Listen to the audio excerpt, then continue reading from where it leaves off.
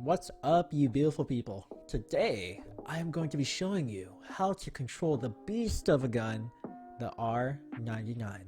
Now, I know when I picked up this gun, I was very intimidated because I could not hit a single bullet with it. I came from CSGO, so I was familiar with recoil control, but this gun just had really crazy recoil, and I was just intimidated. I was convinced that I would not be able to use a gun like I see all the pros use it. But I spent the time, I went to firing range, and I trained to get my recoil control to a comfortable level. Well, let me tell you, that training was 100% worth it. I'm beaming people left and right now with ease, and I want to teach you how to beam people too. It's not as hard as it looks. It definitely takes some practice, but I am 100% sure you can get there. So if you're ready to start beaming people, hop into firing range, and let's turn you into a beast. Alright, so once you're in firing range, you want to pick up a R9, and then you want to pick up a sight of your choice, or you can choose not to use a sight. It's up to you. Just know that if you only practice with a 2x, for example, and you go into game and you don't find that 2x, it might throw you off. So it doesn't hurt to practice with the iron sights, it doesn't hurt to practice with the HCOG, a hollow. It's good to be a flexible gamer. So you also want to make sure that you don't pick up a light mag or a barrel stabilizer, because those can end up being crushes for you as well when you first start off. With the light mag, you're going to be adding more bullets to your mag, so that means that you have to control more recoil. With the barrel stabilizer, it's the same idea. If you get used to using a golden barrel stabilizer in firing range and you can't find that in game, you're going to be making a crutch for yourself. So do yourself a favor and just practice with the base gun first, and then you can move on to the light mag, to the blue mag, etc. So if you guys haven't seen the R9 recoil yet, this is what it looks like. So that was me without touching the mouse at all.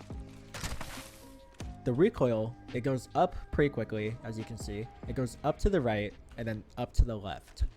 So when you're recoil controlling that, you have to mirror what the gun does naturally. So if you mirror the recoil, what you have to do is you go down to the left and then down to the right. The way that I like to think about it that makes it easier for me to control it is it's basically just a semicircle to the left and then a smaller semicircle to the right. Let me show you.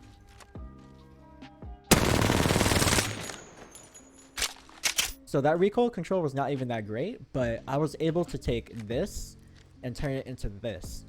Now the amount of damage that you can do consistently when you practice this and you're able to do this repeatedly is insane. So just to reiterate, it is a big semicircle to the left and then a smaller semicircle to the right. You don't have to be perfect with it. Like I said, it's not actually like a semicircle to the left and then a semicircle to the right, but that's the way that I think about it, and it works pretty well. You don't have to be exact with the way that you control the recoil. So the base mag on the R9 can do 220 damage. So the way that I like to practice is I like to aim at this target in the very back right here and aim for about 200 damage. Now this is still hard for me to do consistently without warming up, so don't be afraid to start at 100 damage and work your way up, or even lower than that, because everybody has to start somewhere. Like when I first started recoil control training, it was in Counter-Strike, and not everybody played Counter-Strike, so don't be discouraged if someone says, oh yeah, I was able to get 200 damage like off the bat, like easy. Nah, like everyone starts off somewhere, so just work at your own pace and just keep practicing.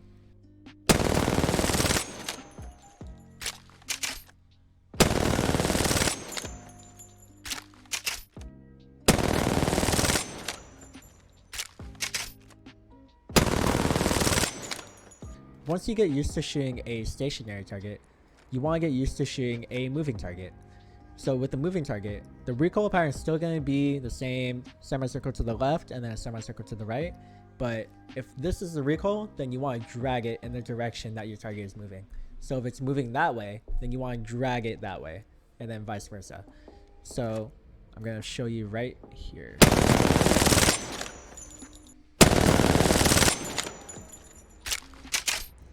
So you're definitely going to be getting lower damage as opposed to a moving target because it is harder to hit. So don't get discouraged. Don't set your bar too high. Just work your way up from wherever you start, and take it at your own pace.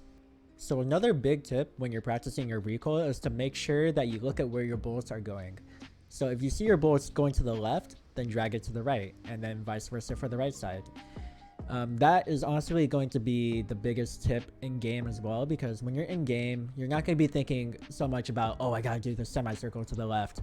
It's more of like, oh, I see my bullets are dragging that way. Like, you'll have a good mental image of where your bullets are gonna go, but when you see your bullets starting to deviate from where you're trying to shoot, you know that you have to drag it to the left or you have to drag it to the right. It's just going to become a lot easier once you get the actual feeling down from just consistent practice. So yeah, that's basically it for this R9 recoil control guide.